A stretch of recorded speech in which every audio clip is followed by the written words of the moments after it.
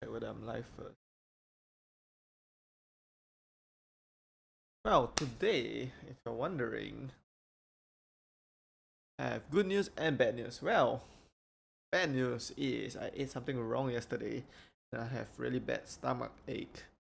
And the good news is, well, normally I'm a swimmer and all I do is just rot in my bed and wait to recover. But since I'm a content creator now, I can do something with my time while I recover.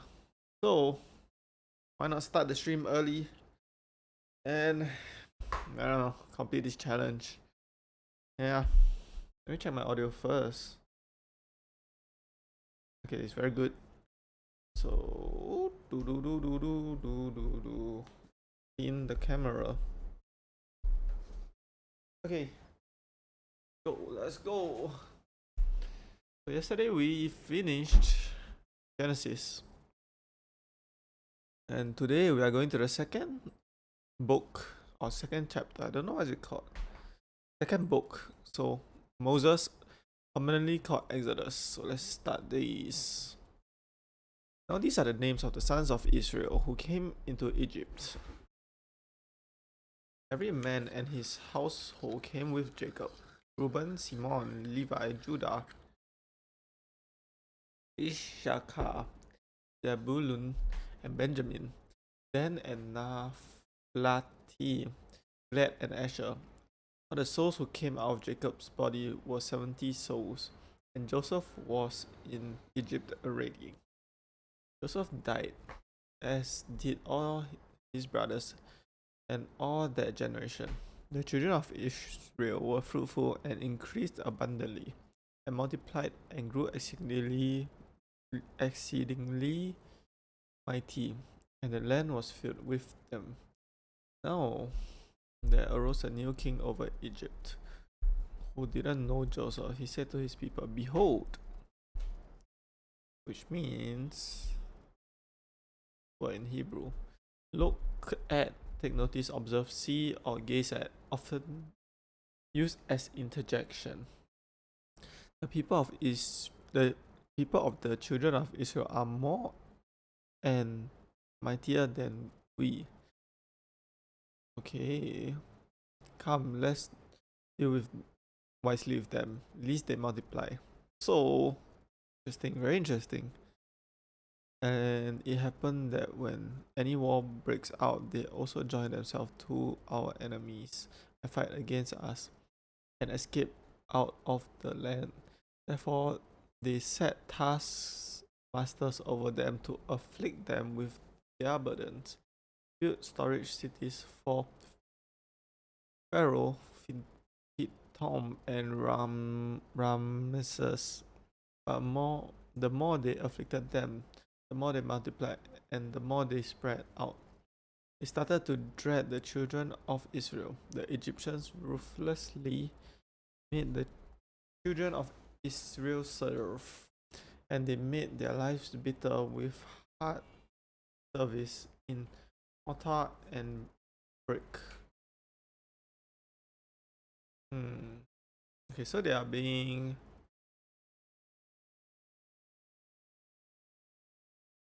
But how did they make them serve,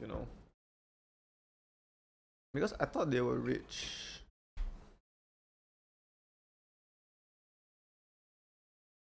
And in all kinds of service in the field, all their service in which they were ruthlessly made to serve, like a job or like a slave. The king of Egypt spoke to the Hebrews' midwives, of whom the name of the one was Shiphrah, the name of the other was Puah. And he said, when you perform the duty of a midwife to the Hebrew woman and see them in the birth stool, if it's a son, then you shall kill him. If it's a daughter, then she shall live.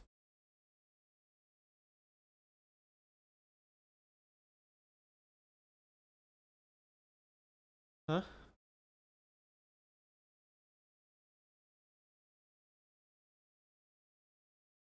So confused. They don't want a son. They don't want a Hebrew son, is it? I'm very confused. But the midwives feared God because killing is wrong and didn't do what the king of Egypt commanded them.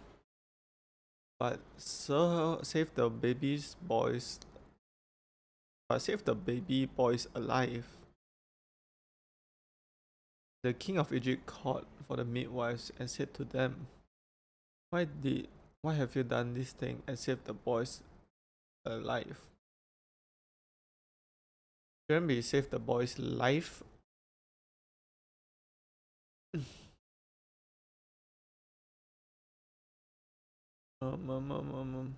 Check something.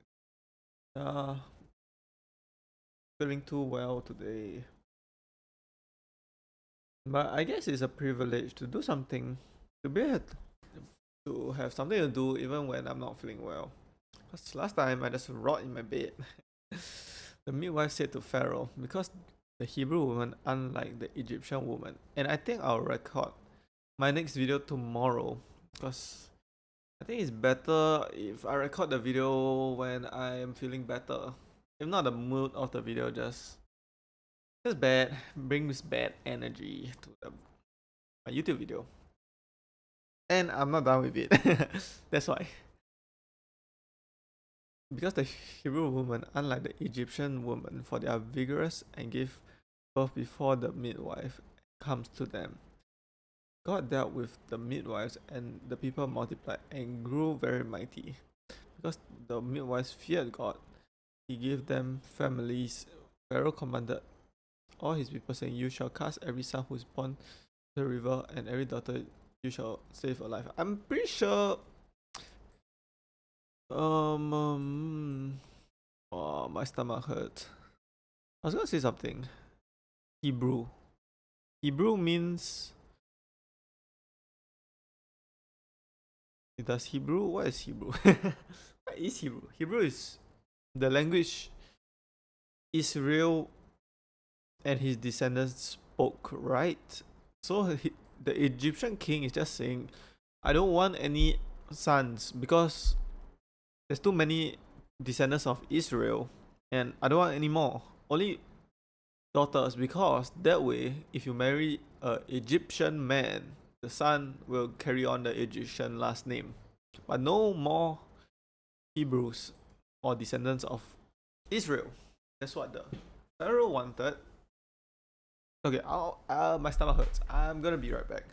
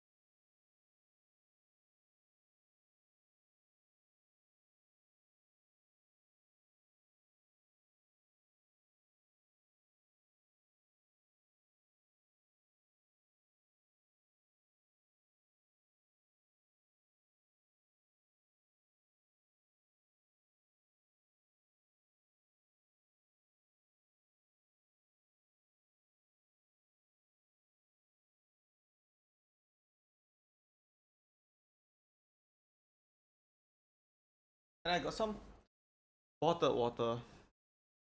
It's better. Stomach. And I learned.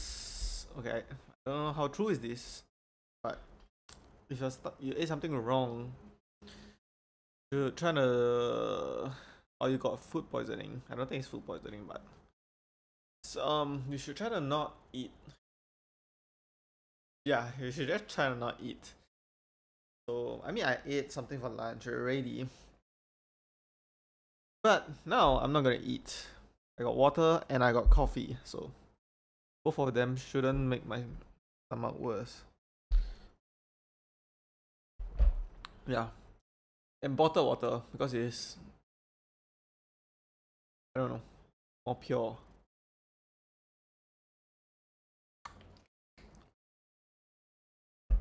Yeah. Hopefully I can finish my YouTube video tomorrow.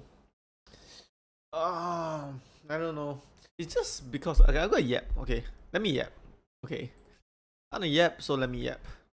So because this challenge is so long that every time I do something that's not this challenge, it just makes me feel like I'm holding myself back.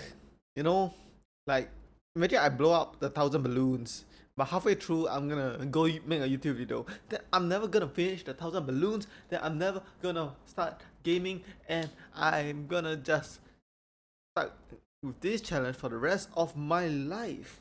If I can't finish this challenge and my stomach hurts. Ah. And my stomach hurts. Oh. And if you didn't know how bad it hurts since 7 a.m. in the morning. I don't wake up at 7 a.m. And now it's 4 p.m. No, it's almost 5 p.m. Oh, having a bad time, honest. Having a bad time. But why am I complaining? Nothing gets done from complaining, right? So stop whining. Go back to reading the Bible, and maybe, okay, how about this? If God is real, right, and He knows my stomach hurts, and He knows I'm gonna read the Bible, maybe something we read today will make me learn something or help my stomach somehow. Who knows? Because yesterday we read about the dream, and coincidentally, I had a dream which can relate to me interpreting my dream and find the hidden meaning. So who's to say cannot help me find something for my stomach hurting? You know, why not read the Bible and maybe something good will happen in my life? Okay, stop whining. Stop whining.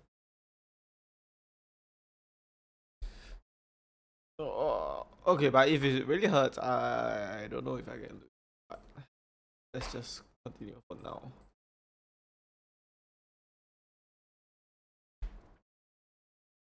The man of the house of Levi went and took a daughter of Levi as his wife. The woman conceived and bore a son, which she saw that she was a fine child, and hid him 3 months.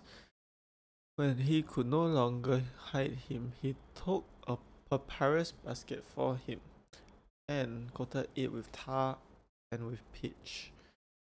She put the child in it and laid in it the reeds by the river bank. The sister stood far off to see what would be done to him.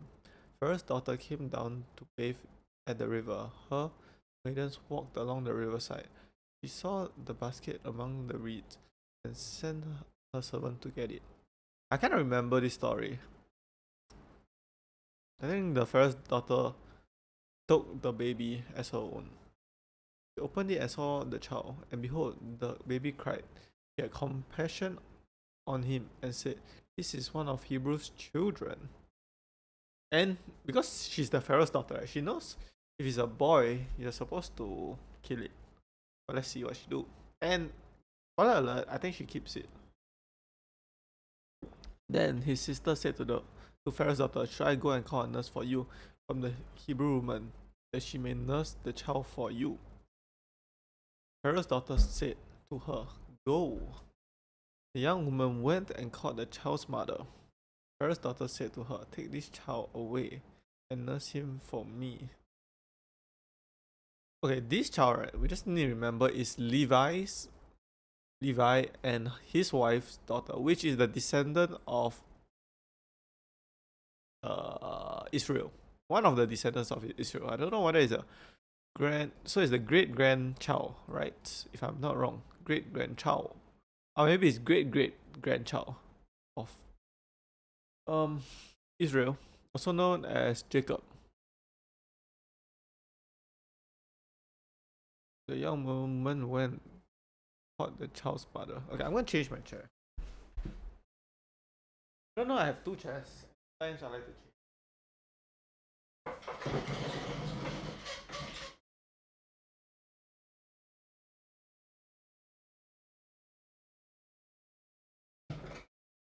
Yeah, so one of these chairs has a backrest. I don't know if you can see, but yeah, and the other one don't. I don't know. I just want to lean back because my stomach hurts, and I can relax more. But if I stream at night, right? Let's say past 12 midnight, I don't want to use this chair because it makes a lot of noise, and I don't want to disturb like my neighbors downstairs. I use the other chair which rolls around. Okay, why do you even care about my chair? You don't. Okay, maybe you do. Okay. Anyways, where were we? The young man went and called the child's mother, Pharaoh's daughter, and said to her, "Take this child away and nurse him for me, and I will give you your wages." Okay, let me put myself closer to the mic so I can lean back. Okay, how's this? How's this? This is good. Oh, my stomach.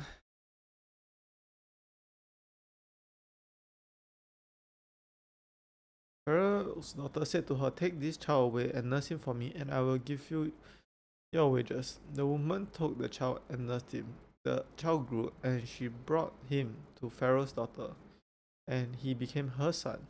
She named him Moses. Whoa, Moses.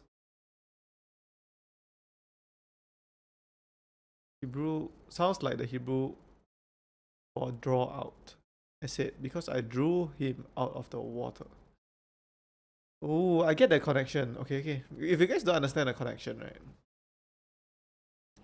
Later on in the story, the people from Egypt and Moses are gonna have a conflict. But if you didn't know why Moses, the Pharaoh's daughter's son now, has a conflict with the Egyptian people, it's because Moses is not Egyptian.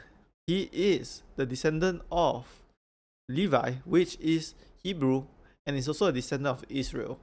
So Moses is gonna lead the people of Israel through the water, parting the seas with God's help, right?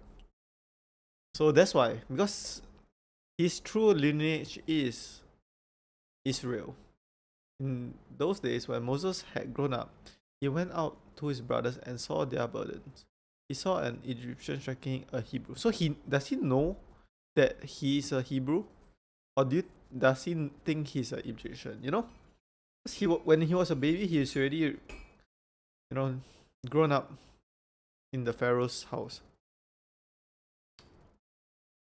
One of his brothers, a Hebrew, one of his brothers. So he knows he's a Hebrew, but how does he know? You know, he looked this way and that way, and when he saw that there was no one, he killed the Egyptian and hid him in the sand. Okay. Okay, one of his brothers, as in biological brothers, or just like brothers, like the same people. But he killed the guy. So something makes me think he's not as righteous as who's that guy? Joseph. So this is gonna be another flawed character, in my opinion, but let's see. When he went out the second day, and behold, two men of the Hebrews were fighting each other. He said to him, who did the wrong? Why did you strike your fellow? He said, who made you a prince and a judge over us? You plan to kill me, as you killed the Egyptian. Moses was afraid and said, surely this thing is known. Now when the Pharaoh heard this thing, he sought to kill Moses, but Moses fled from the face of Pharaoh and lived in the land of Midian, and he sat down by a well. The priests of Midian had 7 daughters. They came and drew water and filled the trough to water their father's flock. The shepherds came and drove them away, but Moses stood up and helped them and watered their flock. When they came to Rio, their father said, how is it that you have returned so early today? They said, an Egyptian delivered us out of the land of the shepherd. Moreover, he drew water for us and watered the flock. Well, he's not an Egyptian. He lives in Egypt and is raised by Egyptian's daughter Pharaoh, but he is not an Egyptian by birth. He said to his daughter, where is he? Why is it you have left the man? Call him, that he may eat bread. Moses was content to dwell with the man. He gave Moses Zipporah, his daughter. She bore a son. He named him Gershom. For the meaning is an alien there. An alien there. So he is an alien. An alien towards Egypt.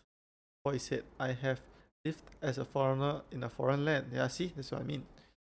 Because of those days, the king of Egypt died, and the children of Israel sighed because of the bondage, and they cried. And their cry came out to God because of the bondage. So, and now we realize, why did they work for Egyptians? Well, they didn't work for Egyptians, they became their slaves. But how? Because the first king, not this king, the first king favored, what's his name? Favored Joseph a lot, that he allowed Israel and his descendants to live in the best place of the land in Egypt, which is Goshen, if I'm not wrong. But then, as time passes and a new king comes, they don't treat them the same way. They treat them as slaves now.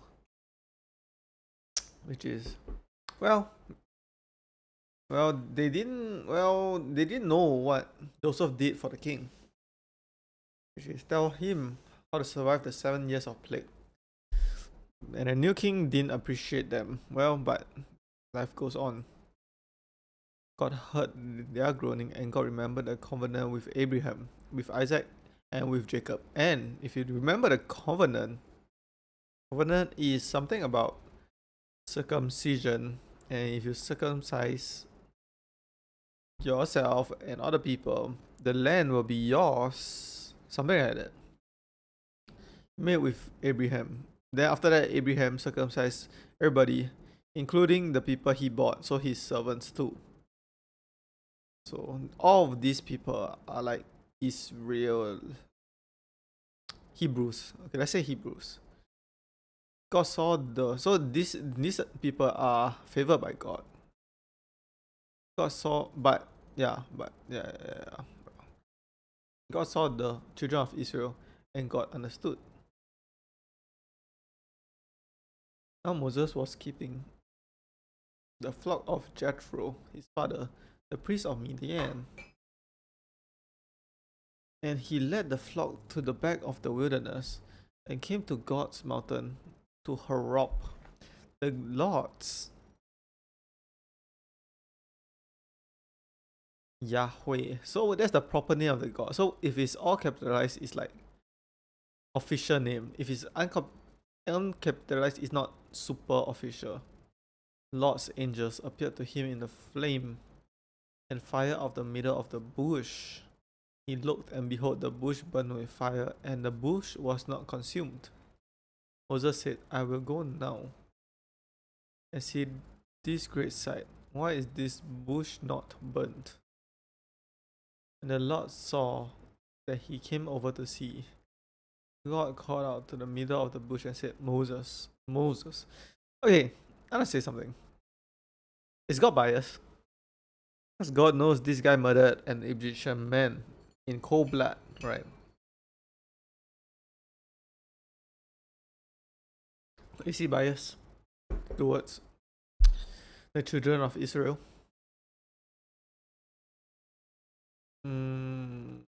Yeah, because he killed the guy. He said, Here I am. He said, Don't come close. Take off your sandals, for the place you are standing on is holy ground. The place you're standing on is holy ground. Aren't they just in the wilderness? Came to God's mountain, to Horeb. God have a mountain. Moreover, he said, I am the God of your father, the God of Abraham, the God of Isaac, the God of Jacob. This is very interesting, right? Because he says, I'm the God of these people, right? What kind is full screen? These people, right? But we knew.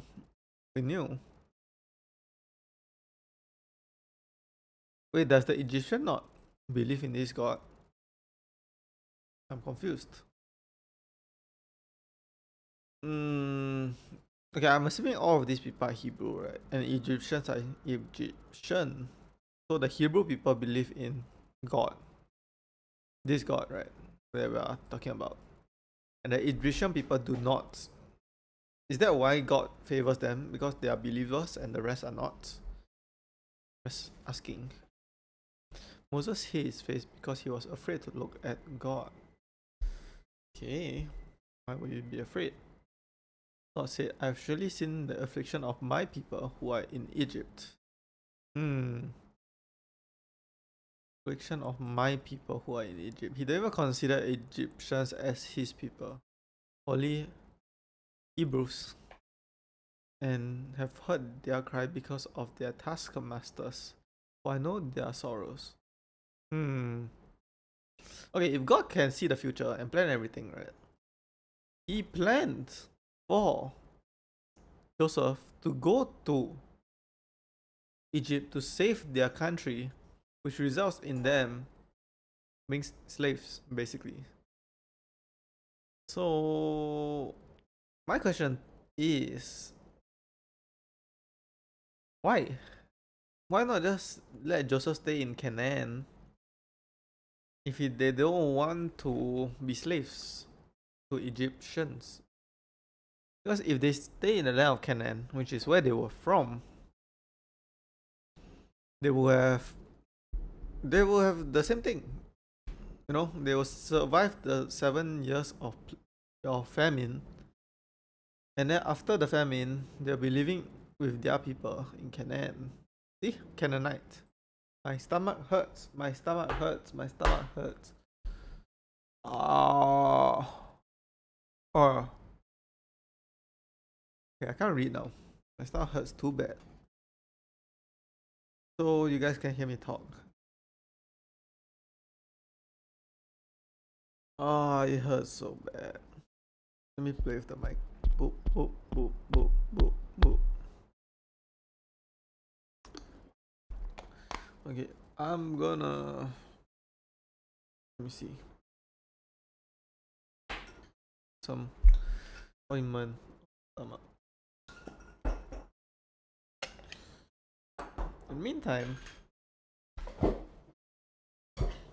In the meantime, what should we talk about?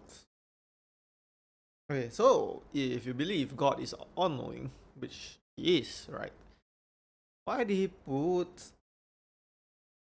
he make Joseph go to Egypt? Right, which results in the whole bloodline living in Egypt, which results in all of them being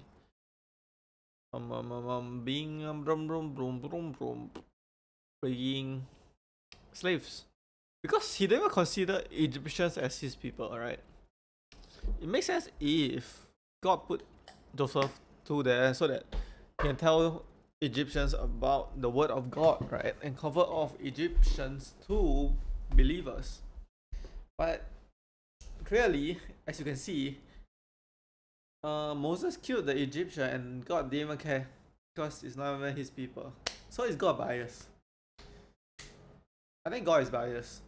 Hot take, God is biased towards people that have faith in him. Because in the land of Sodom, in Genesis, he killed the land of sinners because they're non-believers, homosexuals, and they like to sleep around. Right?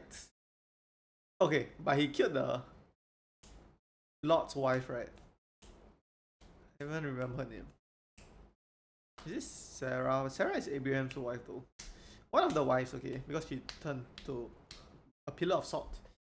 So I don't understand. If you're God, God of the whole world, the entire universe, and everything in between, why are you favoring one group of people, which is the Hebrews, descendants of Israel? Why do you favor them more? Okay, I understand. Yeah, I understand that they are believers of you, right? And Egyptians, let's say they are not, right? They believe in other gods. Why not? Why not send somebody to spread the word of God, like a prophet, to Egypt? Okay, so I know what's gonna happen in this story, right? Moses gonna take the people, the Hebrew people, and save them, and part the seas and separate them away from Egypt, and Egypt gonna have some plagues, right? But why not? Because what's very special about Moses? Moses is a Hebrew that is born,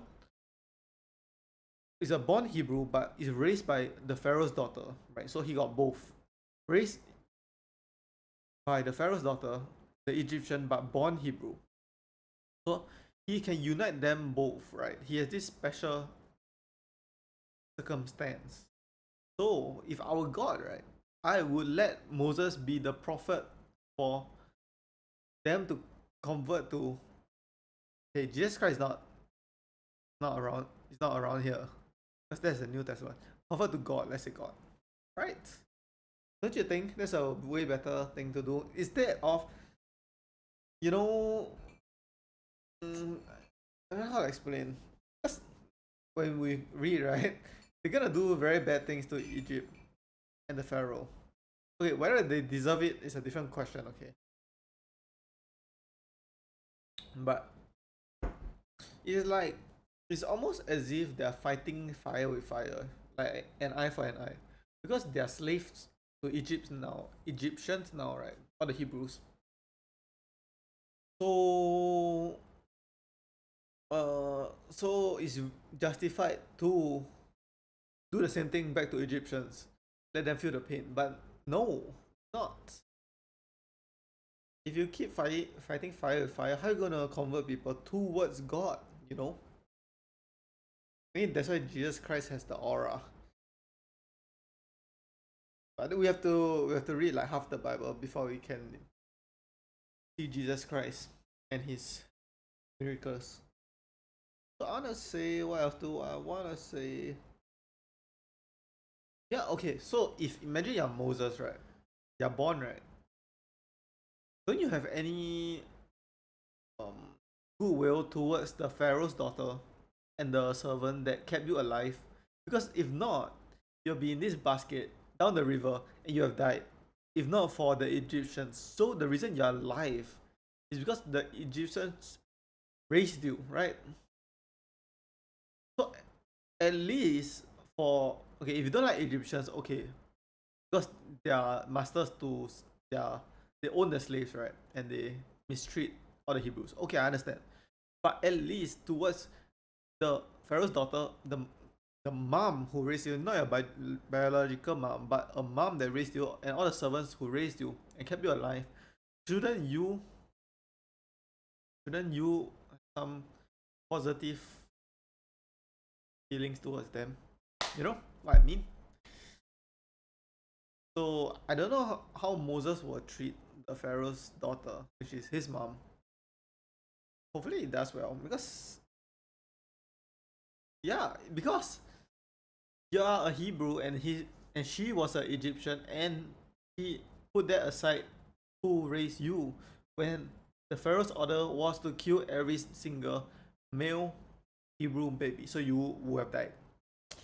So she saved your life. So you better help her later in the story. You know. Okay, I get you. You don't like the Pharaoh, don't like the Egyptians, don't like everybody, but the Pharaoh's daughter, you have to save her. Okay, so that's my not feel better. Maybe. Continue reading. Maybe. I don't know why ear hurts. Maybe I need to stretch it. Maybe I was doing like the gym. I was like myself too hard. But not really. Because I went easier. Hey. I don't know. What else do I want to say? What else do I want to say? I want to say how. Okay, firstly, when are we going to learn the 10 Commandments? It's Moses. So in this chapter, we're going to learn the 10 Commandments. So we're going to learn thou shalt not kill right now. Are we? Is that why God is like, okay, you kill the Egyptian? Is because I didn't say thou shalt not kill yet. Okay, it's my bad. Once I said thou shalt not kill, you shall not kill. But you're killing the Egyptians. But that's before I said thou shalt not kill. And what is the 10 Commandments? I know it's like 10 Commandments written on some stone tablet. That's what I know. And I know Moses was the one, right? I'm not wrong. Moses was the one. Not that wrote it, but that the Moses chapter was the one that 10 Commandments came out. So maybe after the 10 Commandments came out, the people that believes in God will be more righteous. Who else? Okay, let's go back. Okay, I want to rest a bit more before we start again. Let's check some stuff on my phone. What should we check? Check this. Oh, like my hacks. I feel like it's like from when I was doing weighted pull-ups. If not, it's bench press. One of those was her thing. But it was light. I went light. Okay, you guys want to hear some motivation by Andrew Tate? Most things you want in life are closer than you think. A little bit of tenacity and the courage to make the brave choice is all that it takes to get there. Very. No, I'm not done. I'm very far from done. The Bible is 1,200 pages long, and to the chapter, we are at page 52. So we are 5% of the way there. And if you've seen my past stream, this is day 9. We're day 9 and we're 5% there. No, I cannot take a break. If not, this will never get done. So yes. Okay, I'm taking a break now because my stomach hurts. Okay, that's my break. But we have to finish this. Finish this challenge.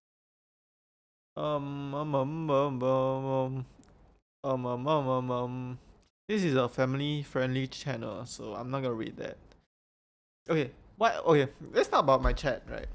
So what I want my chat. A lot of streamers have different ideas for their chat and moderation, right? So what I want to do is I want free speech in my chat. You guys can say whatever you want. You guys can insult me too. Free speech, free speech in my chat. Unless it's super extreme, then I have to stop you. But if you guys are not super crazy, you can be crazy, but not like super crazy. I'm allowing that.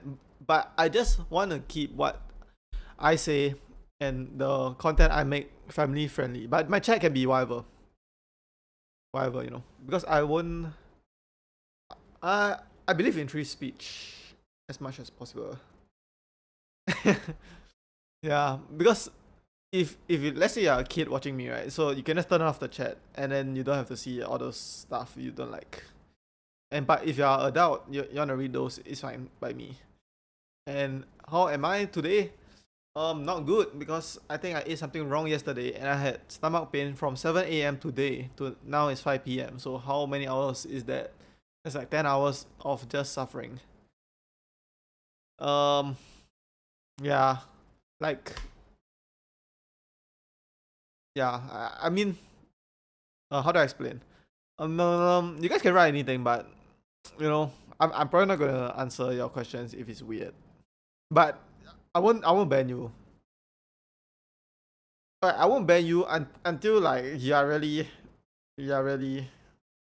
messing with everybody and everybody hates you and yeah that's yeah yeah if everybody hates you then I'll ban you.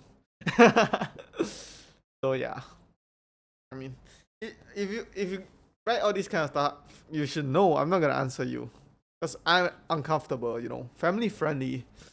It's a family friendly channel. And if you're typing in my chat, okay, whatever, you just type in my chat, whatever. But if you want me to answer and talk to you in chat, can you just say something normal and family friendly so I can answer you, bruh? Okay, now talking to you makes my stomach feel better because maybe you're so uncomfortable. Your comments are so uncomfortable. It makes my stomach more comfortable. Is that how it works? Like imagine you have a pain somewhere, but then you feel a deeper pain somewhere else. Then you're like, oh, it doesn't even hurt that bad now. Actually, I want to check something, but you guys distracted me. Boom, boom, boom, boom, boom, boom, boom, boom, boom, boom. Oh, bye bye. We're leaving. Oh, you guys want to see my YouTube analytics? Am I leaking anything? No. Okay, let me show you. This is my YouTube Studio app. So we currently have 48 subscribers. I know there's a lot of reflection. If I turn it up, okay, is this better? Okay, whatever.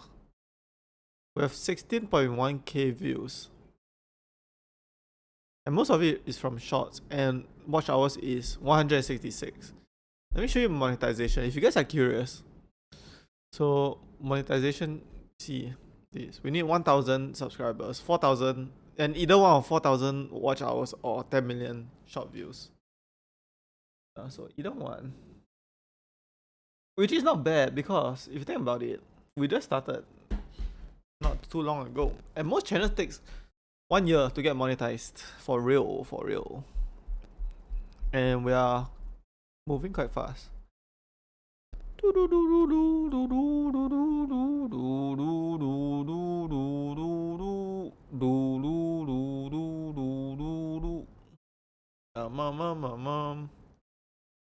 now I feel better. I feel better because of these guys' uncomfortable comments. How do I check whether they're following me or not? I'm a bit confused, but okay. Now, how is there 3 people watching me? Just talk to myself. Okay, are you interested in watching me talk to myself or interested in watching the Bible? Because if I'm guessing, you guys don't really care about the Bible, do you? It's boring, isn't it? Okay, but some parts is boring, right? But now, I don't think it's that boring because we're gonna learn about Moses and the parting of the seas. So let's go back to that. Dung dung dung dung dung dung dung dung. Okay, where were we? Where were we?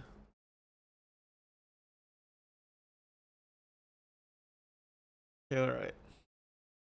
I've come down to deliver them out of the hand of Egyptians and to bring them out of the land to a good and large land, to a land flowing with milk and honey, to the place of Canaanites, the Hittites, the Amorites, the Perizzites, and the Hittites, and the Jebusites. And now, behold, the cry of the children of Israel has come to me.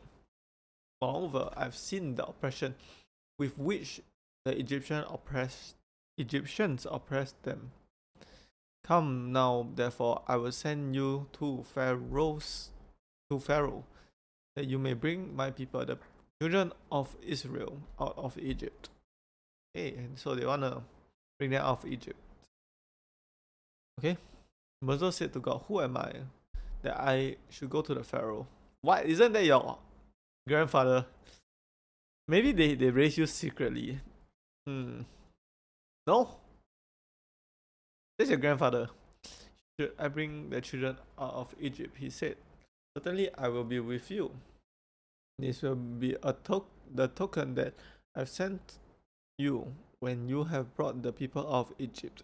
You shall serve God in this mountain. Moses said to God, behold,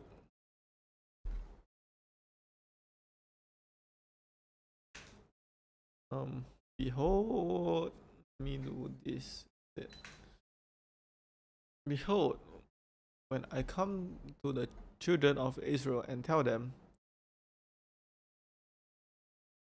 the God of your fathers has sent me to you, and they ask me, what is his name? What should I tell them? Aha! God said to Moses, I am who I am. And this is caps lock for a reason. Because the meaning of this is, he said, I'm God, basically. That's God's way of telling people that he's God. He said, shall tell the children of Israel this, I am. See, all the I am is coming back. I am has sent me to you. God said, moreover to Moses, you shall tell the children of Israel this, the Lord, brum brum brum, all caps, which means the God of your fathers, the God of Abraham, the God of Isaac, the God of Jacob, has sent me to you. This is my name forever. This is my name. Yahweh is his name. This is my name forever. And this is the memorial to all generations. Okay, I have a question. Yahweh is God, right? It's a Hebrew word for God. That's God, right? Then what's the Hebrew word for Jesus Christ? Or is Jesus Christ Jesus Christ? And why nobody used Yahweh in the English language? You know?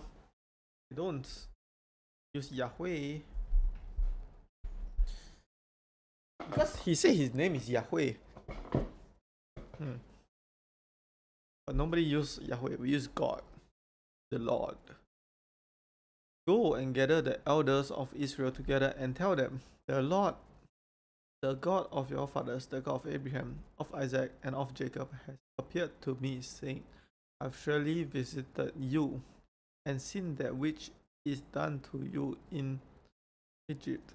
I have said, I will bring you out of the affliction of Egypt to the land of Canaanite, the Hittites, the Amorites, the Perizzite, and the Hivite, and the Jebusite, to a land flowing with milk and honey. You know, so funny.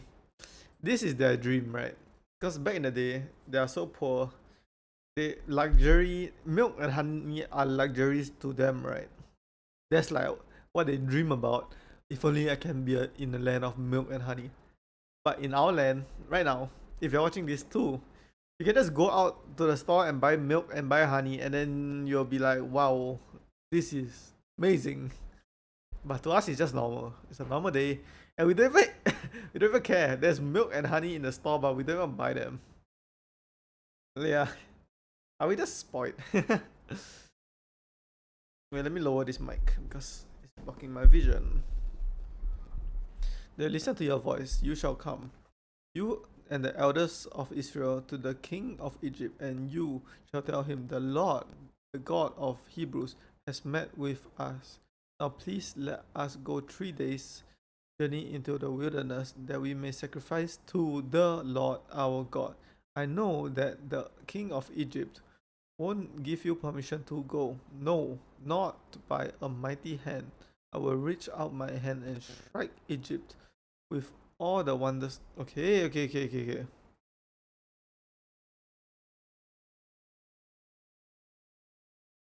But you're God. You can mind control the king of Egypt to give you permission to go. Firstly, that's my problem. And why do I have a problem with that? Is because why do you have to strike the land of Egypt with your wonders? Because why are there innocent Egyptians that have to suffer because of your decision to strike the whole land of Egypt. Do you understand where I'm coming from? Which I will do among them, and after that he will let you go. I will give these people favor in the sight of Egyptians, and it will happen that when you go, you shall not go empty-handed. But every woman shall ask of her neighbor and of her who visit her house jewels of silver, jewels of gold, and clothing. What? You shall put them on your sons and on your daughters, and you shall plunder. Okay. You know what?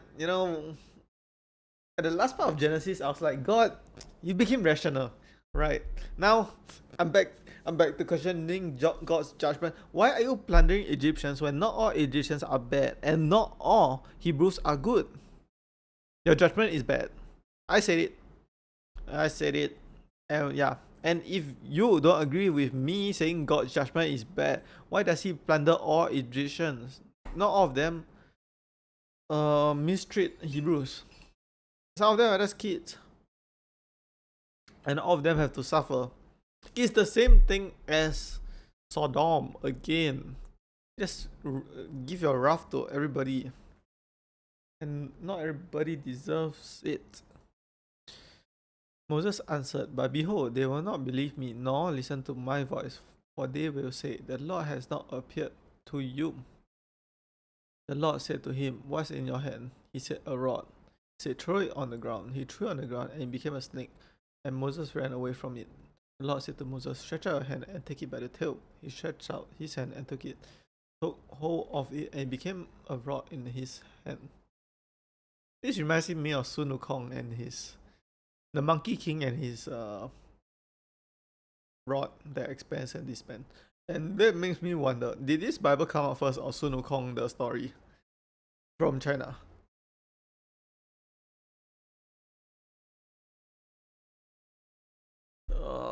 Ran out of clean water, so I have to drink water, bottled water. I'll check something. Okay, I'm gonna chat for a while. So let me full screen myself. I'll chat for a while. So what did I want to say? I want to say that, wow. Okay, let's talk about Twitch. Okay. Basically, I'm a nobody, right? I'm streaming the Bible with no promotion whatsoever. I'm not promoting the Bible because I don't wanna force the belief or force religion on other people. So this is the only stream that I don't promote with YouTube Shorts, any social media, and don't make it a YouTube video. The rest I put shorts, right? So this I don't, right? And it's so interesting because all I'm doing is just starting stream and not promoting it at all. And I'm a nobody with like 5 followers, right? And it was like 2 a few days ago. But there's so many people that come in the chat of this Twitch stream, which is interesting because I thought my conception is, if you are a 0 viewer streamer, you won't grow. But we already see 3 people type in my chat. Okay, one of them is promoting Viewbot, and the other guy is weird, and the other guy is cool. Hey, how are you? Okay, but there's still 3 people to a 0 viewer stream, which is, does it show that Twitch is just amazing? Because who in their right mind will go to a 0 viewer stream? And how do you even find my stream? How? Do you search reading the entire Bible and you click on me? Or you just go just chatting and you just see lowest viewer, then you're like, oh, this guy, I don't know, watch him and type some random stuff in his chat. Okay, so since I'm yapping, right, I'm in the mood to yap. So as you know, I'm Asian, right? I'm Chinese in ethnicity, Singaporean in nationality. If you don't know the difference, my race is Chinese. The country I'm from is from Singapore. Right. And my whole entire family has black hair, right? Black hair. Like dark black, like this black. And my hair, if you see through the light, is brown. Right? Just if there's some light that shine it in a certain way, it's brown. And how does that even happen? Because where did my brown hair come from? You know? And there's one time in secondary school when I was 14 or 15, I kind of almost got in trouble because my teacher asked me, why is your hair dyed? Then I said I didn't dye my hair. And then I asked my teacher to call my parents to them, to tell them, to ask them whether I really dyed my hair. But I didn't say the last one. I said call my parents. Then people think, wait, what? Why saying? Why did you ask him to call your parents? Because when people call your parents, it means you did something wrong. But I didn't do anything wrong. My hair is just naturally brown. In some lighting, okay, in some lighting it's black. And I'm balding. So I wanna talk about I'll talk about hair transplant. I wanna get a hair transplant next year. Yeah. Why not? Get a hair transplant. Because I'm already on hair loss medication. Get a hair transplant. Why not? Like a small one at the front here. And maybe here. I don't know whether I'm balding here also. I can't see it. I don't know what I wanna say. Well, I don't know, I keep taking breaks. Why am I keep taking breaks? I just feel like I wanna take breaks. Okay. Let me take breaks. Okay, my excuse is my stomach is not feeling well. So technically I'm not feeling well. So technically I'm sick. So if I'm sick, why can't I take a break? Huh? Oh. Why? Okay, I wanna talk about SpaceX stocks. Why is it so volatile? It's like, I know why. It's because they enable options trading. So not just normal buy and sell, but options that which you can speculate on the future of the stock price, whether they go up, down, volatile or not volatile. And because of that, it's like crazy amount of movement. It's like boom, boom, boom, boom, boom, boom, boom, boom, boom, boom, boom, boom, boom. Okay, I don't think it's a good thing that I should just keep looking at stocks every day. It just makes me, no, I should just leave it, you know. I want to talk about something else. What do I want to talk about? Well, let's talk about diversification and the opposite, singularification. Where you buy one stock, or you buy like hundreds. So if you buy hundreds, it's better for diversification and preserving your wealth, right? And you buy one, is better to increase your wealth because what's the chances all 100 of these go up at the same time? But the chance of one that goes up a lot is a big deal. So my plan was always to get rich and diversify, right? Get rich, diversify. But should I actually diversify that much? Because I heard some smart people, I learned today, some smart people say it's not even worth it to buy stocks that you don't even know anything about, buy investments that you don't know anything about. It's better to like buy 6, and all 6 you know a lot about. But what do I even know about? I just YOLO on stocks, so maybe I should just diversify. Okay, I wanna check something. If I search Bible on the search engine on Twitch, do I even get recommended?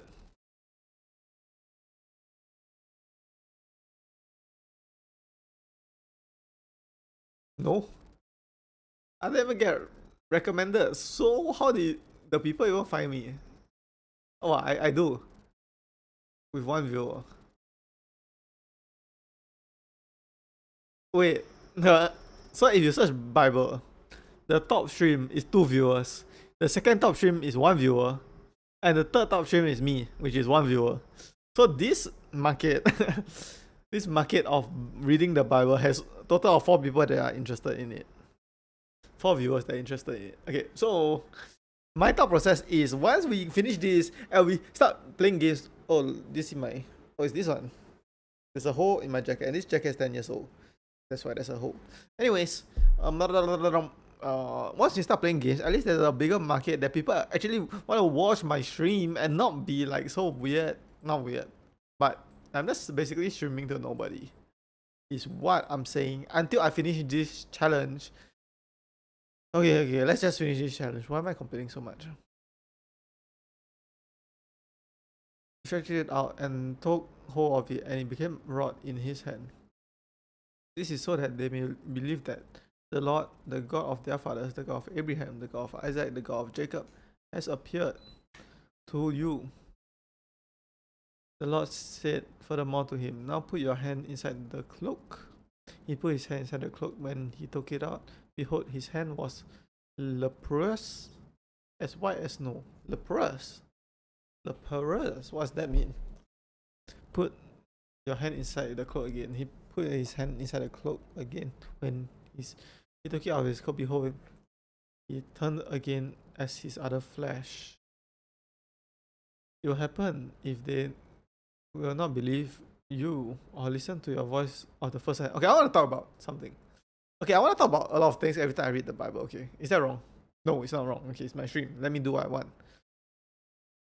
So God gave him this stuff. Too many people 100% convinced that he has the power given to him by God, right?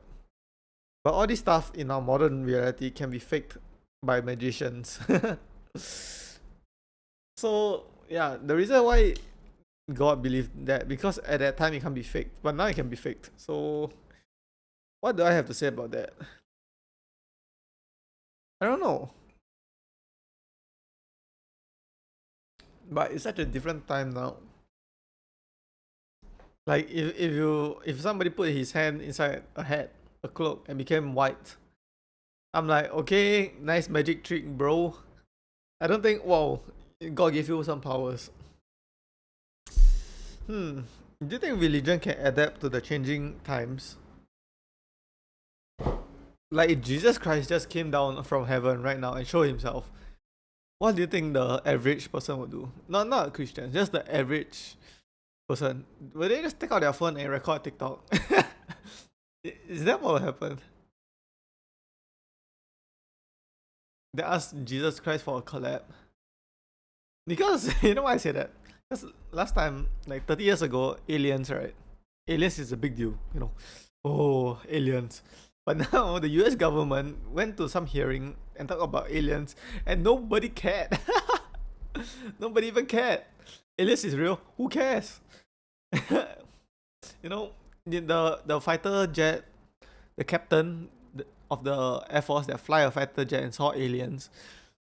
10 years ago, wow, what a big deal. Now, 2026, who cares? Aliens are real. Does that affect me? Nah. I'm gonna doom scroll on social media. Bro. So if you're God right now, and you come to the world in 2026, how do you even prove that you're God? How do you even make people care that you're God? You know? I'm not saying like kill the world, then people care, you know, kill them in a blaze of fire. No. I'm saying like this kind of funny stuff. Put your hand inside a cloak. Wait, I know how. God is gonna come, right, and say, I will make you famous, 100 million followers on TikTok. That's how I prove that I'm God. Then boom, your TikTok account become 100 million followers and you became a TikTok star. People believe. Because we are so brain rotted. The belief, the God, my stomach starts to hurt. Okay. I'm back to talking to myself again because my stomach hurts and I don't want to read when my stomach hurts. Okay, I want to check out the top Bible stream. Let me check it out. You know, see my competition for.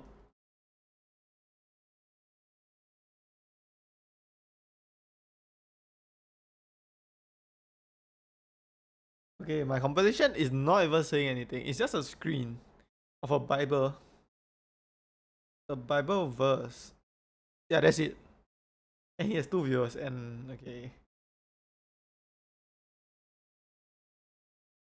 I wanna see something else. Because I'm not affiliate yet, right? So my videos on Twitch only saved the past 7 days. So the first day should be gone. Yeah, it's gone. Interesting. But yeah, we still have it on YouTube. So my stomach hurts and everything hurts and everything is bad and blah blah blah blah blah. What can we talk about? Oh, let's talk about UFC. Ileta Pereira lost and Alex Pereira lost, which they were both like champions and they both lost. I noticed, right, a lot of UFC fighters, they weight cut a lot, right? Cut extreme amounts of weight. And because of that, they can't maintain the weight for their whole career and they have to move up. It's not even a choice. They have to move up. Like Islam Makhachev, Ileta Pereira, Conor McGregor, he started at 145. They all moved up, right? And they lost. Except Islam. He didn't lose yet. But isn't it better if you don't cut that much weight? I know, like, advantage, there's weight advantage. Yeah. But if you don't cut that much weight, right? And you stay in that weight class your whole life, right? Wouldn't you have a better career? Broom, broom, broom, broom, broom, broom, broom, broom, broom, broom, broom, broom. Okay, I'm addicted to checking the stock market. I don't know why. It's just SpaceX, you know. It just moves so fast and so much that it's like so fun to check. And it's so volatile. It's like, wow, what is happening? I know Elon Musk he doesn't spend his time checking this stock, right? I'm sure he doesn't. But you know, I don't know. Is that why people become addicted to the stock market? Because it's so exciting to check. Just keep checking it. And there's a comment section in my brokerage account where people post memes. Let me read one. SpaceX flying soon. 250 Lila means it's coming to $250. So if you don't know, the people that say all this, they like do some crazy bets, right? Some option trade that if they hit 250 and then they're like make a lot of money, but if they don't hit it, they're like, oh, to the moon. What else is there? Meme stock is going to go down to $20. So do you believe SpaceX is going to go down to $20? So like you can see, like, there's people that hopes it goes super high and there's people that pray that it goes super low. And I bet the people that pray that it went super low is they had a chance to buy it, but they missed the chance, so they are very sour about it. And people that went super high did some crazy bets, right? That if they don't hit the bets, they're gonna lose a lot of money. So it's very funny to see. Very funny. Yeah, I wanna get a hair transplant next year. And why did you ask next year? Well, because they say recommend to wait at least until you're 25 years old to get it. At least, and 25 is very early too. And also another reason, which is a dumb reason, because Saitama was bought at 25. He's bought, right? And Saitama is 25 years old. So if I get a hair transplant and I go shave all my hair, I'm going to be 25 years old and bald like Saitama. You know, I always wanted to become bald, like not permanently, but like bald. I know I went bald in army, but it's not a true bald.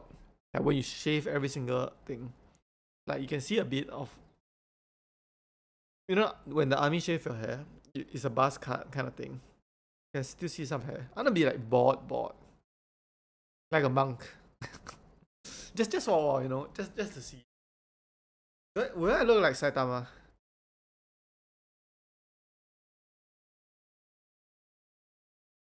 I want a viewer to come and talk with me, but not a weird, sassy conversation because I'm PG friendly. I want to talk about life. How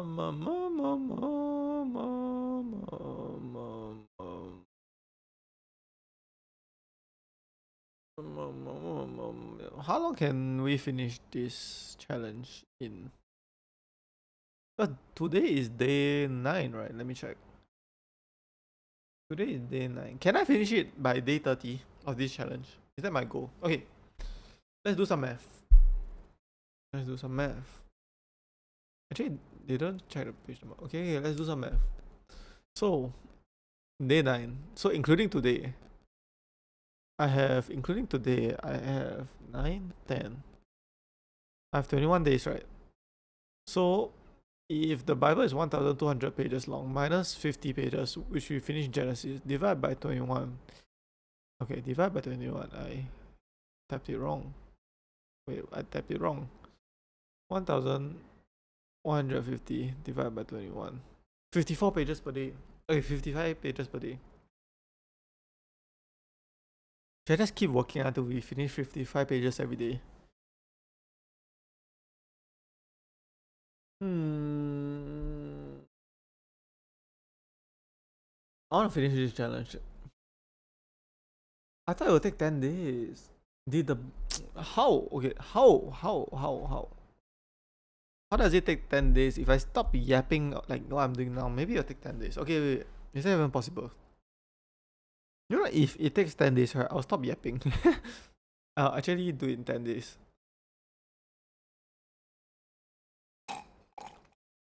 Okay, we should time, right? Okay, let's time.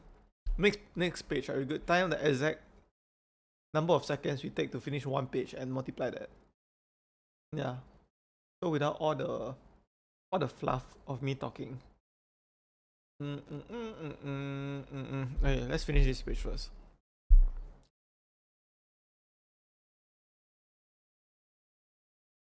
It will happen if they will not believe even these two signs or listen to your voice, that you shall take out the water of the river and pour it on dry land. The water which you take out of the river will become blood on the dry land. Moses said to the Lord, O Lord, Adonai, I'm not eloquent, neither before now nor since you have spoken to your servant, for I am slow of speech and of a slow tongue. The Lord said to him, Who made man's mouth, or who makes one mute or deaf or seeing or blind? Isn't it I, the Lord? Every time I read something, I need to talk. So if God said He made people mute, deaf, seeing or blind, why? He can make everybody healthy. And Jesus Christ, if you know in the New Testament, cured a blind person, and cured a crippled person. So what? Why?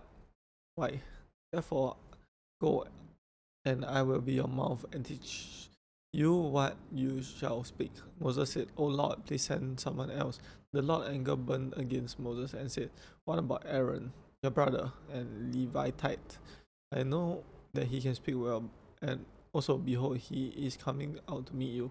When he sees you, you will be glad in his heart. Finally, you got somebody that disagrees with the Lord. You shall speak to him and put words in his mouth. I will be with your mouth, and with his mouth I will teach you what you shall do. He will be spoken to the people. It will happen that he will be to you a mouth, and you will be to him as God. You say that to a normal Christian now, right? I am as God, right? If you say that, it will be blasphemous. But it's in the Bible. You shall take this rod in your hands, which you shall do the signs. Moses went and returned to Jethro, his father-in-law, and said to him, Please let me go and return to my brothers who are in Egypt, and see whether they are still alive. Jethro said to Moses, Go in peace. The Lord said to Moses in Midian, Go, return to Egypt, for all the men who sought your life are dead. Moses took his wife and his sons and set them on a donkey and returned to the land of Egypt. Moses took God's rod in his hand, and Lord said to Moses, When you go back to Egypt, see that you do before Pharaoh all the wonders which I have put in your hands. But I will harden his heart and will not let the people go. You shall tell Pharaoh, the Lord says, Israel is my son, my firstborn. Ah, that's not true. Adam is your firstborn. No. Jesus Christ is your firstborn.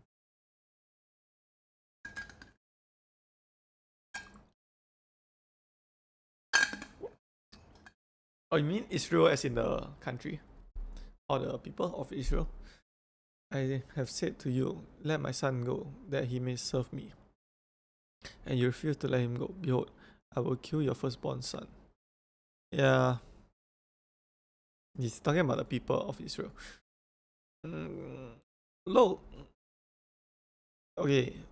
Look, the Lord. We're following the Lord, the God, right? So he's teaching us to kill them, kill our enemies. Is that really right? You tell me. Because you did something to me, then I will kill your son. This is my threat to you. Bro. Jesus wouldn't do this. Okay, I just said it. Jesus is better than you, the Lord of the Old Testament. If you don't like it, then too bad. That's my opinion. On the way to at the lodging place, the Lord met Moses and wanted to kill him. Bro, can you stop trying to kill people? God, why do you keep wanting to kill people? This God, I mean God, not this God. God is so bloodthirsty. Tell me Jesus Christ wouldn't. Tell me Jesus Christ would do the same thing. He would not do this. Then Zechariah took flint and cut off the foreskin of her son and cast it at his feet. She said, surely you are bridegroom of blood to me. So let him alone. Let him alone. So he let him alone. Then he said, you are bridegroom of blood because of the circumcision. Then the Lord said to Aaron, go to the wilderness to meet Moses. When he went and met him on the God's mountain and kissed him, Moses told Aaron all the Lord's words which he had sent him, all the signs which he had instructed him. Moses and Aaron went and gathered together all the elders of the children of Israel. Aaron spoke all the words which the Lord had spoken to Moses. He did the signs in the sight of people. The people believed when they heard that the Lord had visited the children of Israel, that he had seen their affliction. Then they bowed their heads and worshipped. What I noticed is a lot of people in real life too, and in the Bible, that converts to God, converted at a bad time in their life. I mean, when your life is good, you don't really look to God, right, for help. Okay, let's speed run this page and time ourselves how long it takes. Let me drink some water first to be better prepared to speed run.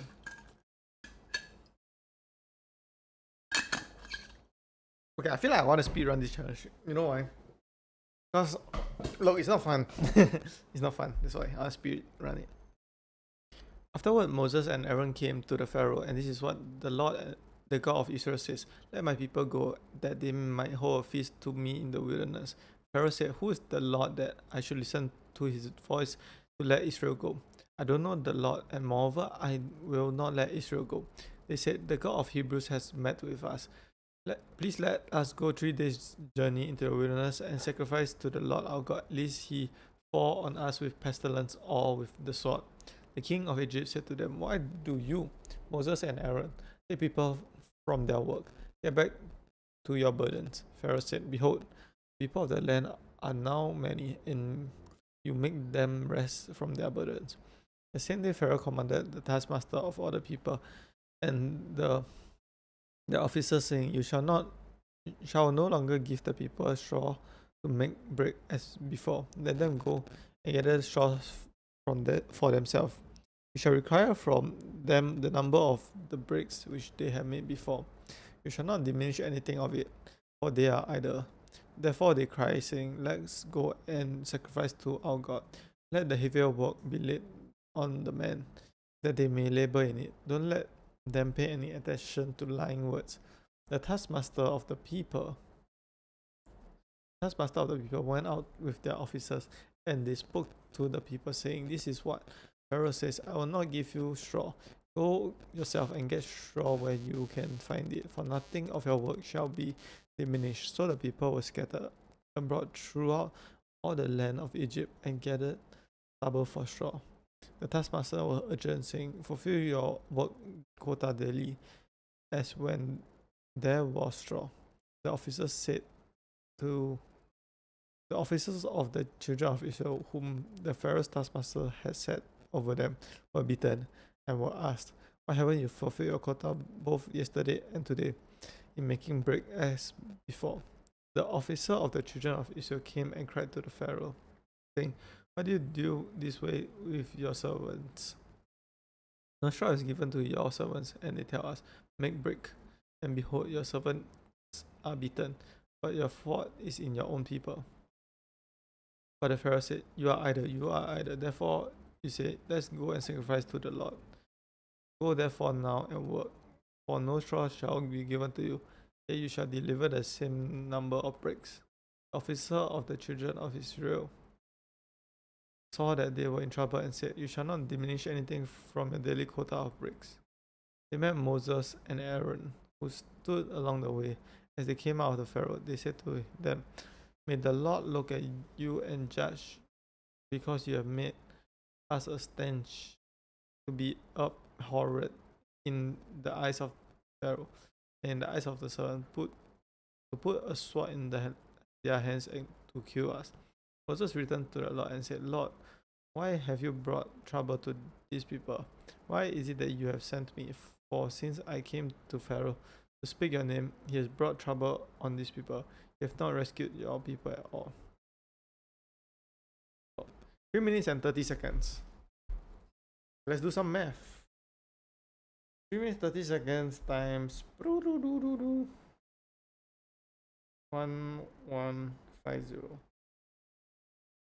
4,000 minutes divided by 67 hours. So if we just speed run this, right, we can be finished in 10 days. So why are we speed running this and finishing it in 10 days? If I put it here, can you guys still hear me? Why I put it here?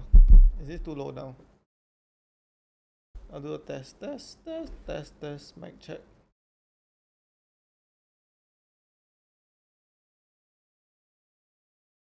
Okay, it's good.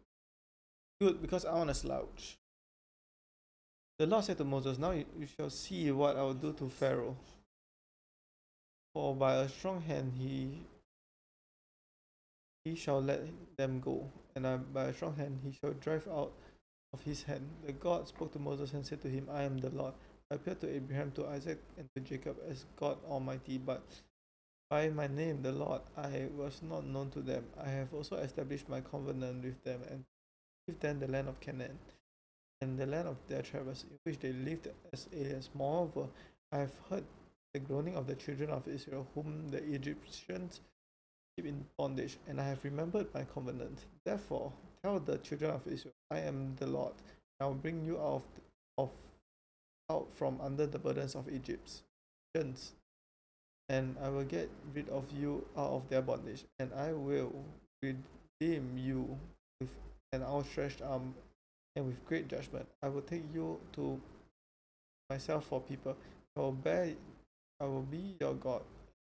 Show you that I am the Lord of your God, who brings you out from under the burdens of Egypt. I will bring you to the land which I swore to Abraham, to Isaac, and to Jacob, and I will give it to you for a heritage.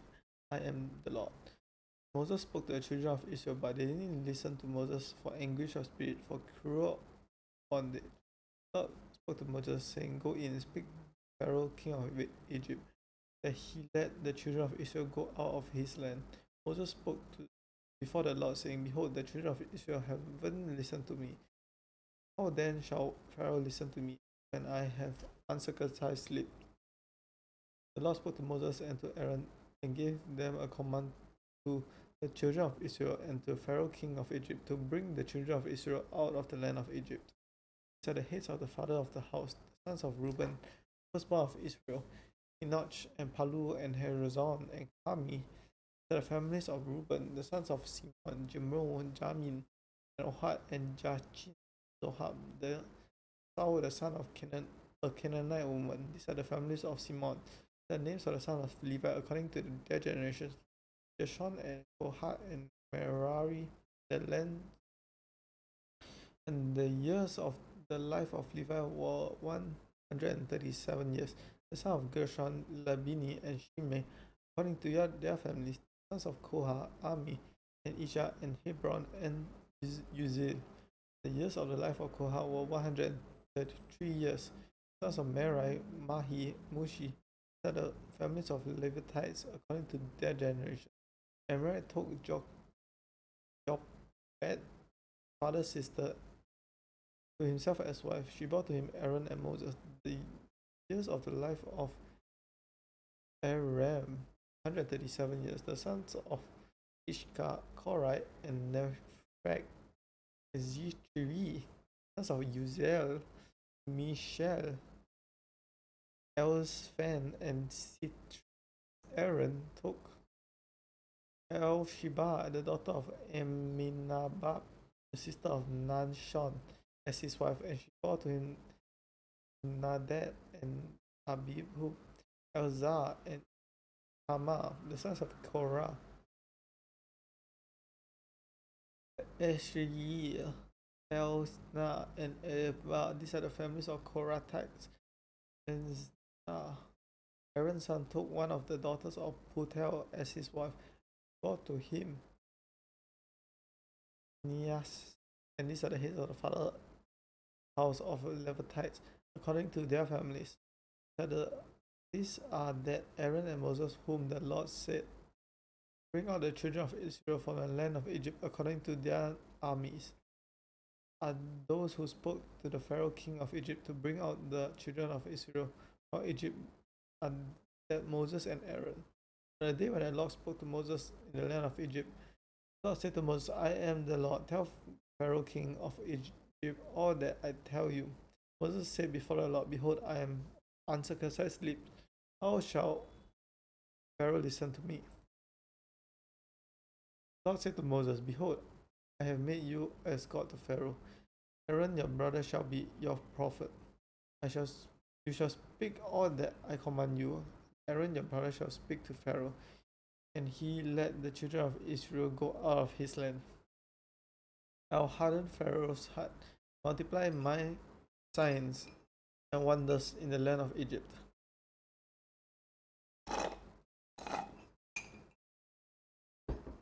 But Pharaoh will not listen to you. So I'll lay my hand on Egypt and bring out my armies, my people, and the children of Israel out of the land of Egypt by great judgments. The Egyptians shall know that I am the Lord when I stretch out my hand on Egypt, bring the children of Israel out from among them. Moses and Aaron did so, as the Lord commanded them. So they did. Moses was 80 years old, and Aaron was 83 years old. They spoke to Pharaoh. The Lord spoke to Moses and to Aaron, saying, when Pharaoh speaks to you, saying, perform a miracle, you shall tell Aaron, take your rod and cast it down before the Pharaoh, and it will become a serpent. Moses and Aaron went into Pharaoh, and they did so. The Lord commanded. Aaron cast down his rod before Pharaoh, before his servant, and it became a serpent. And then Pharaoh called from the wise men and sorcerers. They also the magicians of Egypt. They did the same thing with their enchantments when they cast down their rods. Why does my throat hurt? Is it the way I speak?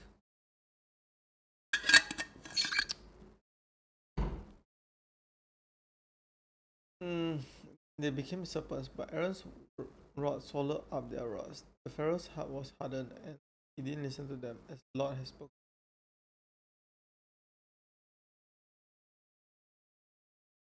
Yeah, that's what I'm talking about. Magicians can do the same thing. The Lord said to Moses, Pharaoh's heart is stubborn. He refused to let people go. Go, Pharaoh, in the morning, and behold, he is out to the you shall stand by the river bank to me. You shall take the rod which turned into a serpent in your hands. You shall tell him, the Lord, the God of Hebrew, has sent me. Let my people go, that they may serve me in the wilderness. Behold, until now you haven't listened. The Lord said,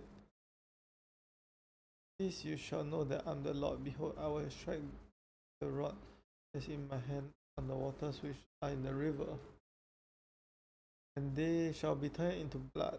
the fish are the river will die and the river will become foul. The Egyptians took those to drink water from the river. The Lord said to Moses, tell Aaron, take your rod and stretch out your hand over the waters of Egypt, over the rivers, and over the streams, and over the pools, and over all the ponds of water, that they will be blood throughout the land of Egypt, in both vessels of wood and vessels of stone. Moses and Aaron did so as the Lord commanded, set up the rod and struck the waters that were in the river in the sight of Pharaoh, in the sight of his servant. All the waters in the river turned to blood. Fish were in the river died. The river became foul. The Egyptians couldn't drink water from the river. That was throughout the land of Egypt. The magicians of Egypt did the same thing with their enchantment, so Pharaoh's heart was hardened. He didn't listen to them, as the Lord had spoken. The Pharaoh turned and went to his house. He didn't take it, but the Egyptians dug around the river for water to drink, for they couldn't drink the river's water. 7 days were fulfilled after the Lord had struck the river.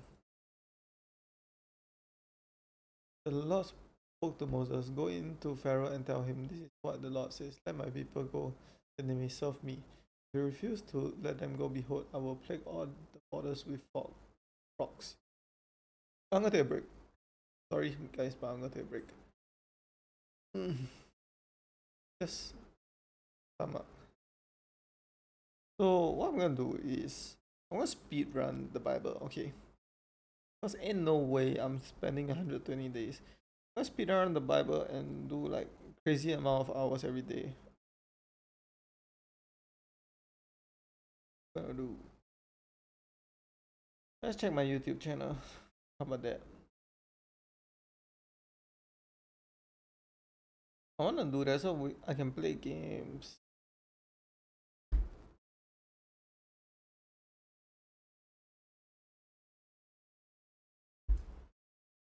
And if the Bible have like 750,000 words, right? It's like saying Mr. Beast 7 times. The Mr. Beast challenge, but 7 times. Well, 4 times because Mr. Beast is 2 words.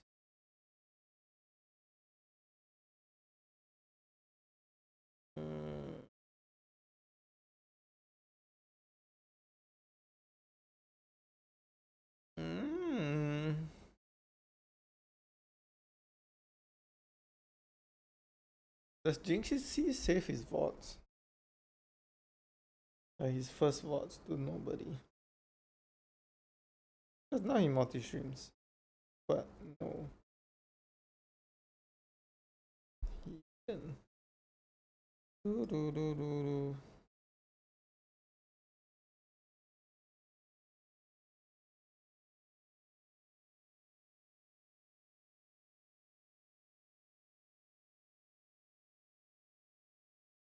Yeah, is there a way I can,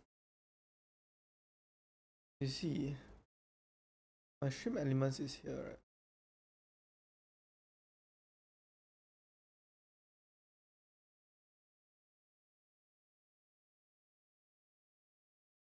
Oh, I can't see my chat. What it is.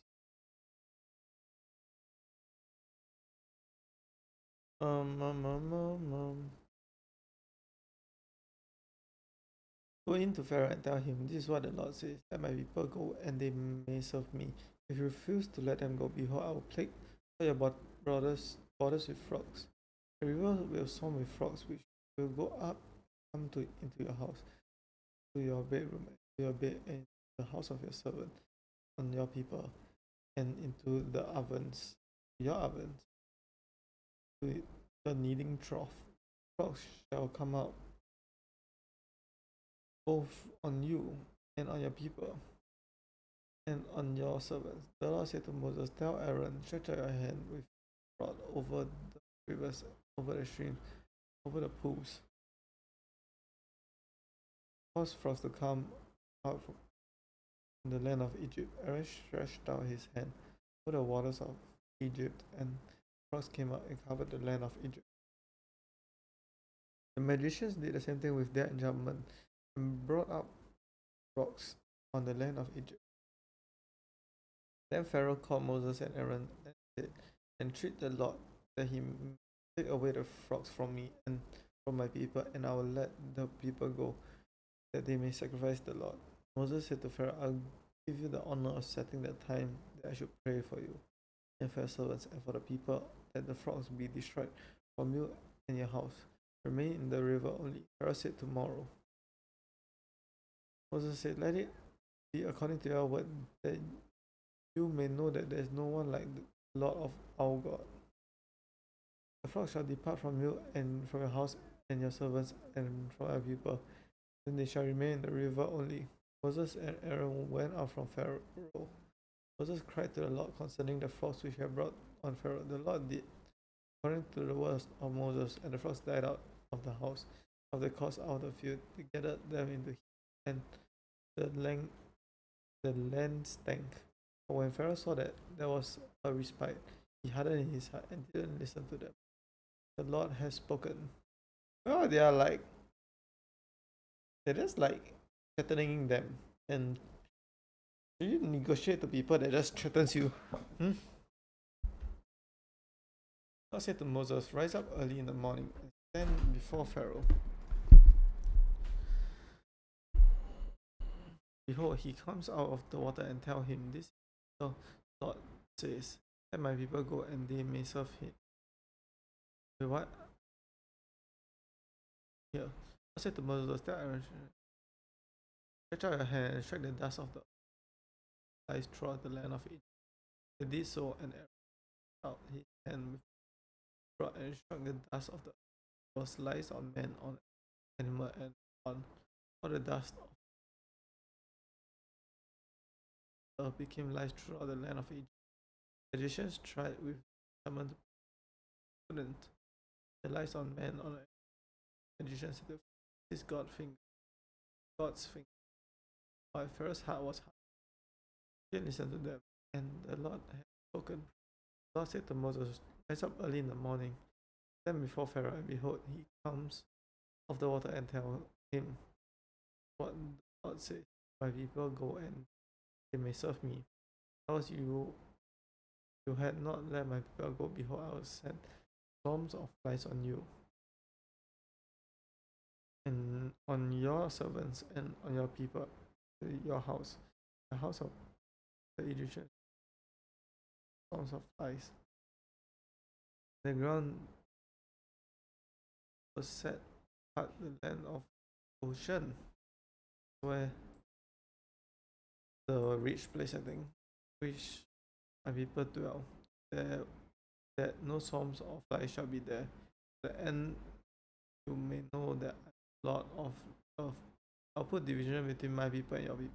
What kind of God is this? Dividing the people. This sign shall happen tomorrow. Because we know everybody can become a Christian now. But then the God is trying to make Egyptians their enemy. God did so, and there came grievous storms into the flies into the house of the servant of his house, on the land of Egypt. The land was corrupted by reasons of the swarm of flies. Pharaoh called Moses for an sacrifice to God. Moses said, this isn't bread to do. Or shall we sacrifice the abomination of the Egyptians, the Lord our God? Wait, you're talking about Egyptians as abominations? Of course, they're not gonna agree to your terms, bro. Don't know how to negotiate. Like me, I'm a businessman. You have to be nice to them. Conduct big business. Behold, if we sacrifice our abominations of the Egyptians before our eyes, won't they stone us? We will go 3 days in a journey into the wilderness and sacrifice to the Lord our God, as he commanded us. Pharaoh said, I will let you go. You may sacrifice to the Lord your God in the wilderness. Only you shall not go very far. Pray for me. Moses said, behold, I am going out from you. I'll pray to the Lord that swarms of flies may depart from Pharaoh, from his servants, and from his people tomorrow. Don't let Pharaoh deal deceitfully anymore, not letting the people go to the sacrifice to God. Moses went out from Pharaoh and prayed to the Lord. The Lord did according to the word of Moses, and he removed the swarms of flies from Pharaoh, from his servants, and from his people. There remained not one. Pharaoh hardened his heart this time also, and he didn't let the people go. If you are Moses and you're smart, just don't, bro, just don't remove the flies until he let his people go, not the other way around. I'm gonna take a break. I'm always taking a break, but I'm gonna take a break. Page 9.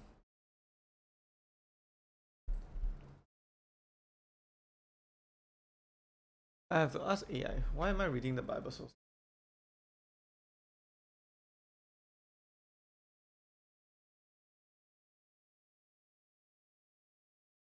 I am doing a Bible.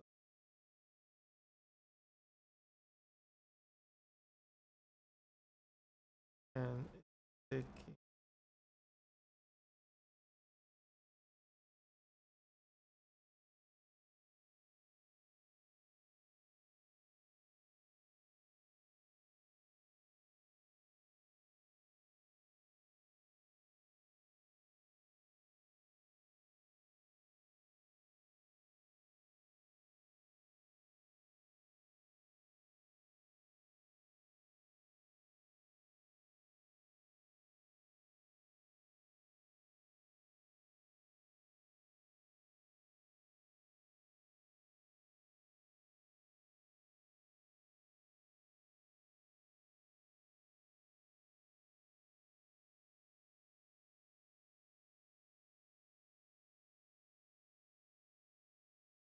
I want to eat 6.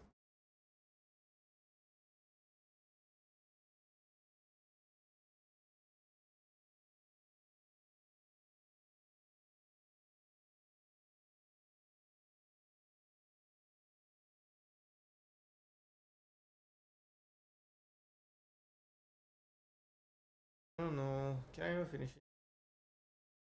Please, I don't wanna.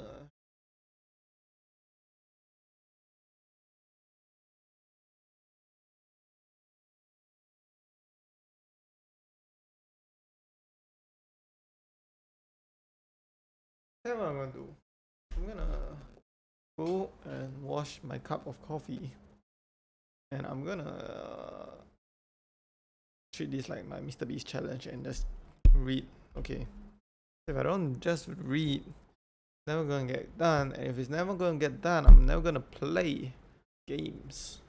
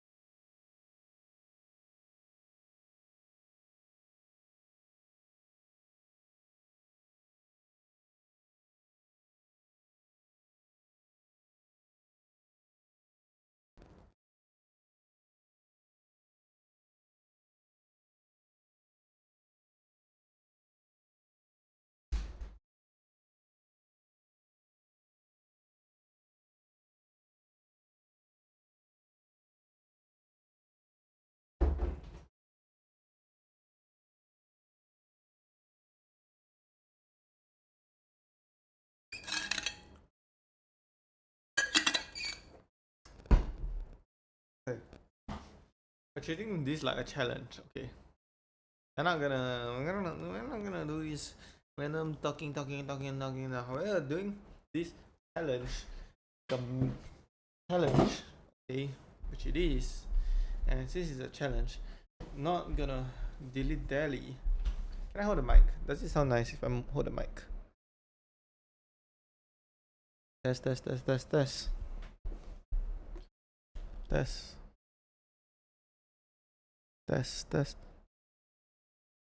Test. 1, 2, 3, 4, 5. 1, 2, 3, 4, 5. Alright, put the mic here.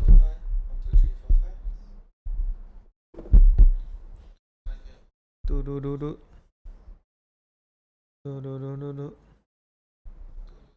Okay, good.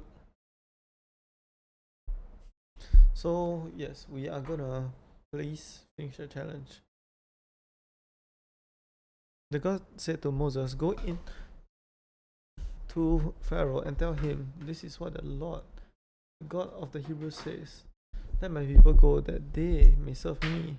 But if you refuse to let them go and hold them still, behold, the Lord's hand is in your livestock, which are in the field, on the horses, on the donkeys, and on the camels, on the herds, and on the flock, with a very grievous pestilence. The Lord will make a distinction between the livestock of Israel and the livestock of Egypt, and nothing shall die that belongs to the children of Israel. The Lord appointed a set time, saying, Tomorrow the Lord shall do this thing in the land. The Lord said that the thing on the land and all the livestock of Egypt died, but of the livestock of the children of Israel not one died. Pharaoh sent, and behold, there was not so much as one of the livestock of Israelites dead. But the heart of Pharaoh was stubborn. He didn't let the people go. The Lord said to Moses and to Aaron, Take handfuls of ashes of the furnace and let Moses sprinkle it towards the sky in the sight of Pharaoh. It shall become dust over the land of Egypt. There shall be boils and blisters breaking out on man and on animal throughout the land of Egypt. They took the ashes of the furnace and stood before Pharaoh, and Moses sprinkled it up towards the sky. They became boils and blisters breaking out on man and on animal. The magicians couldn't stand before Moses because of the boils, for the boils were on the magicians and on the Egyptians. The Lord hardened the heart of Pharaoh, and he didn't listen to them, as the Lord had spoken to Moses. The Lord said to Moses, Rise up early in the morning and stand before Pharaoh and tell him, This is what the Lord, the God of Hebrews, said, Let my people go that they may serve me. For this time I will send on my plagues against your heart, against your officials, against your people, that you may know that there is no one like me in all the earth. For now I will have stretched out my hand and struck you and your people with pestilence, and you will have been cut off from the earth. But indeed for this cause I have made you stand, to show you the power, my power, and my name may be declared throughout all the earth, because you still exalt yourself against my people, that you won't let them go. Behold, tomorrow about this time I will cause it to rain a very grievous hail, such as has not been in Egypt since the day it was founded, even till now. Therefore command that all your livestock and all that you have in the field be brought into shelter. The hail will come down on every man and animal that is found in the field and isn't brought home, and they will die. Those who feared Lord's words among the servants of Pharaoh made the servants and their livestock flee into the house. Whoever did respect the Lord's words left his servant and his livestock in the field. The Lord said to Moses, Stretch out your hand towards the sky, that there may be hail in the land of Egypt, on man, on animal, and on every herb of the field. Throughout the land of Egypt, Moses stretched out his rod towards the heaven, and the Lord sent thunder and hail. The lightning flashed down on the earth. The Lord rained. Let me check something.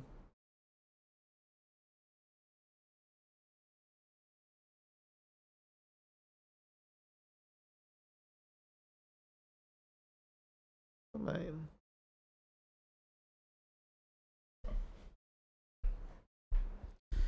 rain hail on the land of Egypt. So there was a very severe hail and lightning mixed with hail. Such as bad has not been seen in all the land of Egypt since it became a nation. The hail struck throughout all the land of Egypt. All that was in the field, both man and animal, and the hail struck every herb in the field and broke every tree on the field. Only the land of Goshen, where the children of Israel were, there was no hail. Pharaoh sent and called Moses and Aaron and said to them, have seen this time. The Lord is righteous, and I and my people are wicked. Pray to the Lord, for there has been enough of mighty thunderings and hail, and I will let you go, and you shall stay no longer. Moses said to them, as soon as I have gone out of the city, I will spread out my hands to the Lord. The thunder shall cease, and there will be not any hail, but that you may know that the earth is the Lord's. But as for you and your servants, I know you don't yet fear the Lord God. The flax and barley was struck. The barley had ripened, and the flax was blooming. But the wheat and the spelt were not struck, for they had not grown up. Moses went out of the city out from Pharaoh and spread out his hands to the Lord. The thunders and hail ceased, and the rain was not poured on the earth. When Pharaoh saw that the rain and the hail and the thunders had ceased, he sinned yet more. And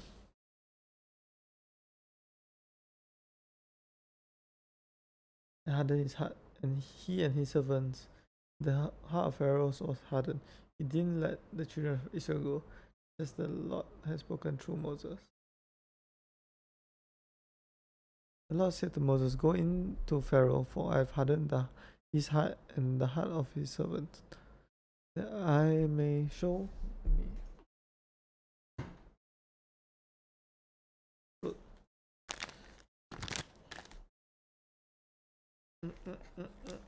Yeah, if only the Moses was mine to stop when all the people of Israel is free. This Moses guy.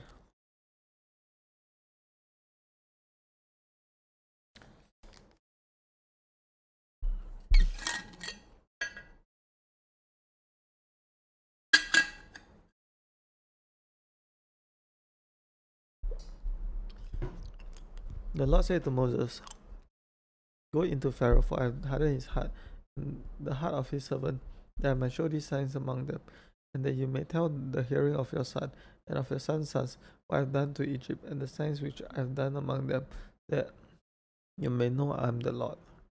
Moses and Aaron went into Pharaoh and said to him, this is what the Lord, the God of Hebrews says, how long will you refuse to humble yourself before me? Let my people go, and they may serve me, or else if you refuse to let my people go, behold, tomorrow I'll bring locusts into your country, and they shall cover the surface of the earth, so that one won't be able to see the earth.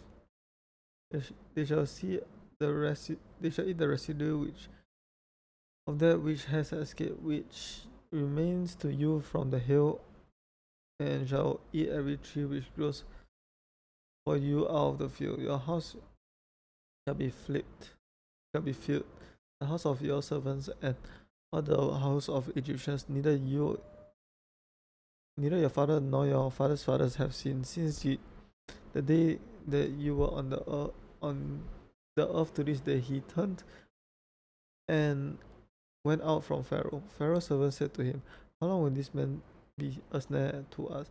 Let the man go, that they may serve the Lord their God. Don't you yet know that Egypt is destroyed?